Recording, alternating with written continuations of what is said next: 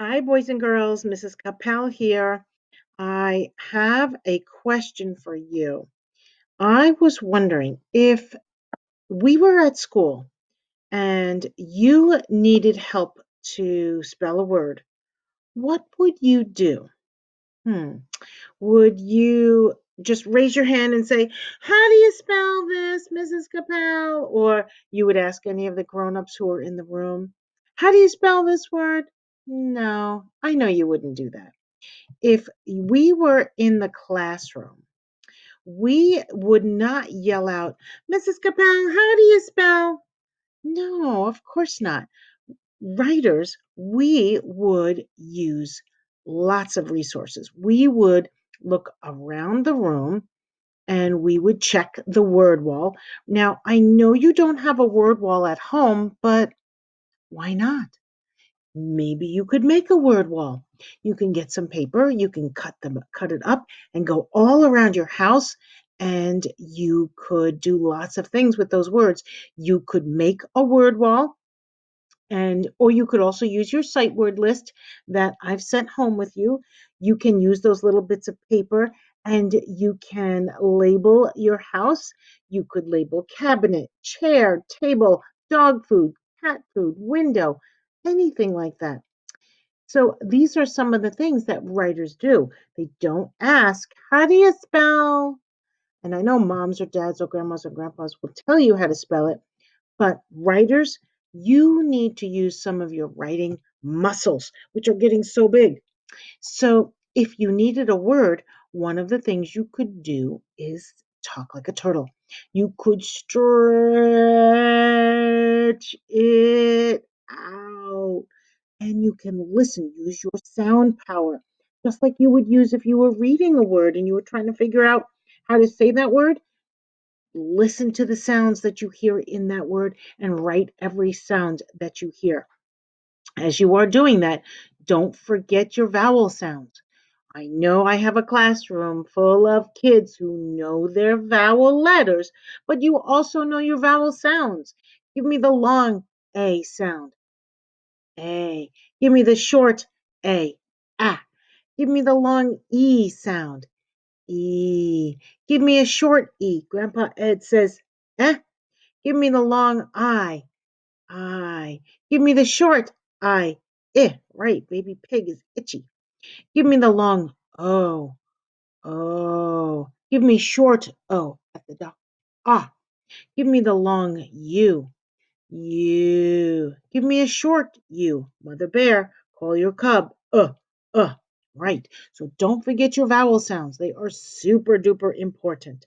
Now, if you are looking for a word, sometimes the same thing you can do with reading is you can look for little words, but when you are trying to spell a word, listen for little words inside of your word. And you can break up that bigger word into smaller words, like this one, in and two makes into. So, those are just some of the things that you could be doing, writers, as you are writing your stories and you are stretching out your sounds, listening for vowels. Look around the room and use what I have given you. I gave you your sight words, so you might not have a word wall, but you can use your sight word list. And of course, have fun labeling your house. Now, I want you to take a look at this. I don't know if you saw what I wrote here. It says Mrs. Capel wants a donut. Guess what? I do want a donut, but I don't know what kind I should eat. So that's what I need your help with because today is June 1st and it's donut day. So what is your favorite donut? Describe it. Draw it. So this is a donut here. You can decorate it and color it, but I want you to draw your favorite kind of donut here. Maybe your donut doesn't have the hole in the middle. Maybe it's one of those jelly donuts that have powdered sugar on it. And I don't want a teeny weeny itty bitty baby donut because if I'm in the mood for a donut, I want a donut that's going to take up that whole space. Now, I want you to tell me what your favorite donut is. So I've given you a story starter here. I've traced out the words my favorite donut is. And then I left you some space here to write the kind of donut flavor you like.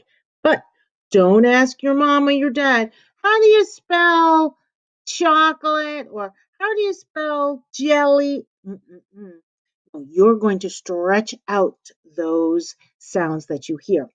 Now, this word right here says because. Now, I know there's one, two, there's three lines right here. That's fine. But you should use more than just those three lines because you're not itty bitty baby kindergartners anymore. Now you're getting closer and closer to first grade writers. So, first grade writers would turn the page and they would write more. So, here's my question. Why should I pick your donut? Don't just tell me it's good. Don't just tell me it's sweet.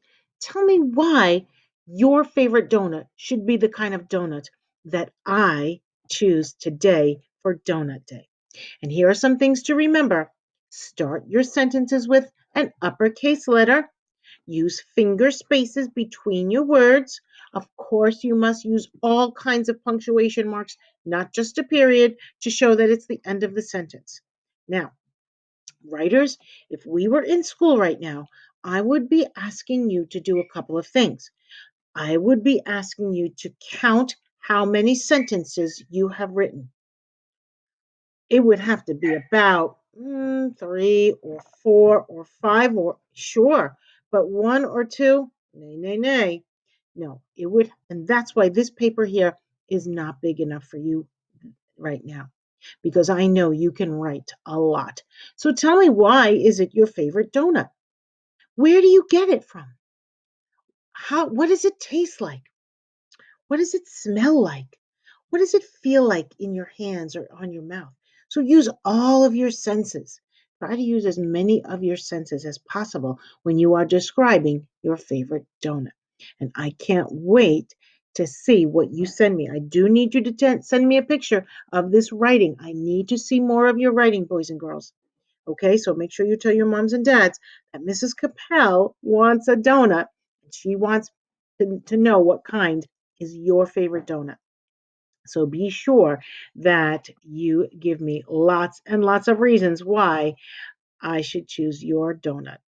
All right, my friends, I can't wait to see your writing.